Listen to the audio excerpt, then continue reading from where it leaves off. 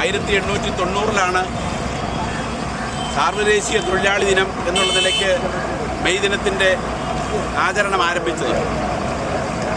അന്ന് 8 മണിക്കൂർ ജോലി എന്നുള്ളത് ആഗോള തൊഴിലാളി വർഗത്തിൻ്റെ ആവശ്യം എന്ന നിലയ്ക്ക് ഉന്നയിക്കാനാണ് മെയ് ദിനാചരണത്തെ ഉപയോഗപ്പെടുത്തിയത്. എന്നാൽ ഇന്നിപ്പോൾ ആഗോളീകരണം താണ്ഡവ നൃത്തമാടുമ്പോൾ സാമ്രാജ്യത്വം ചൂഷണം 10 മടങ്ങ് വർദ്ധിച്ചതിൻ്റെ ഫലമായി 8 മണിക്കൂർ ജോലി എന്നുള്ളത് തുടർച്ചയായി ലംഘിക്കപ്പെടുകയാണ്.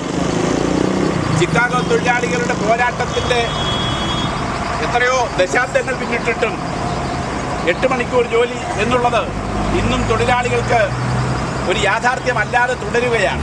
എന്ന് മാത്രമല്ല, നേരത്തെ 8 മണിക്കൂർ ജോലി നടപ്പിലാക്കിയ രംഗങ്ങളിൽ പോലും അത് ആഗോളീകരണ നയങ്ങളുടെ ഭാഗമായി തുടർച്ചയായി ലംഘിക്കുകയാണ്.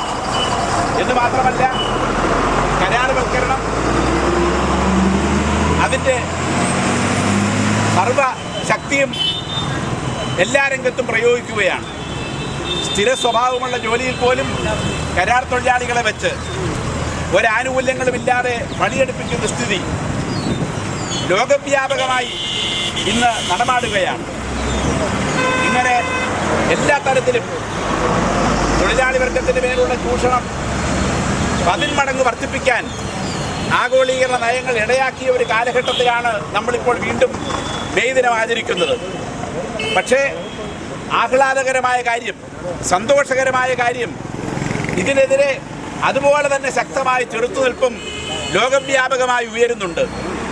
ആഗോളീകരണം ലോകവ്യാപകമായി സാമ്രാജ്യത്വത്തിൻ്റെ മേധാവിത്വം കുറിച്ചെങ്കിൽ ലോകവ്യാപകമായി ചെറുത്തുനിൽപ്പിനും ആഗോളീകരണം ഇടയാക്കിയിട്ടുണ്ട്.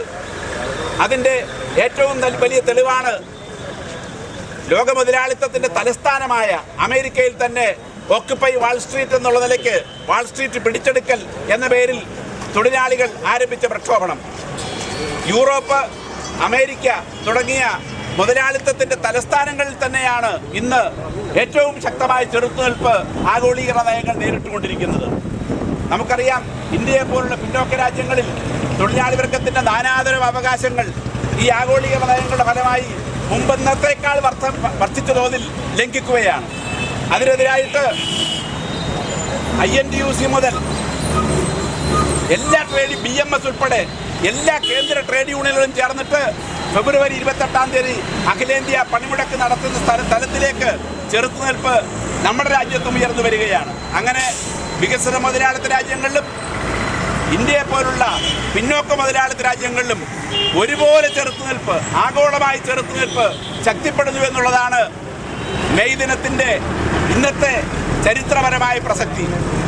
അതോടൊപ്പം തന്നെ സാമ്രാജ്യത്വം അഫ്ഗാനിസ്ഥാനിലാണെങ്കിലും ഇറാഖിലാണെങ്കിലും ലിബിയയിലാണെങ്കിലും സിറിയയിലാണെങ്കിലും ഇറാനിലാണെങ്കിലും രാജ്യങ്ങളുടെ പരമാധികാരത്തെ പോലും ആക്രമണ വിധേയമാക്കുകയാണ്. രാജ്യങ്ങളുടെ പരമാധികാരത്തെ വെല്ലുവിളിക്കുകയാണ്. ഒരു ഭാഗത്ത് തൊഴിലാളി വർഗത്തിന്റെ ചെറുത്തുനിൽപ്പ് ഉയരുന്നതോടൊപ്പം തന്നെ ഈ സാമ്രാജ്യത്വ മേധാവിത്വത്തിനെതിരെ രാജ്യസ്നേഹികളുടെ, ജനാധിപത്യവാദികളുടെ ചെറുത്തുനിൽപ്പ് ഉയർന്നുകൊണ്ടിരിക്കുകയാണ്.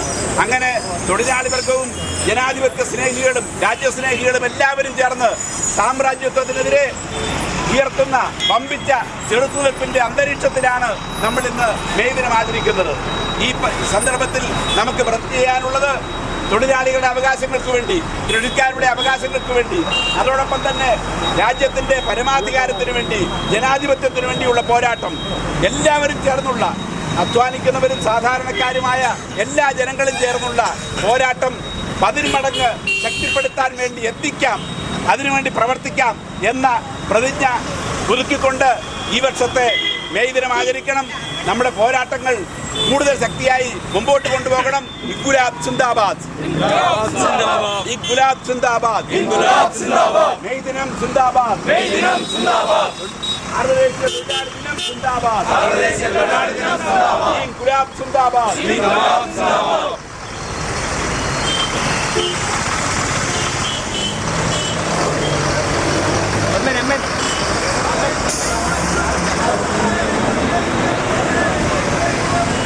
എനിക്ക്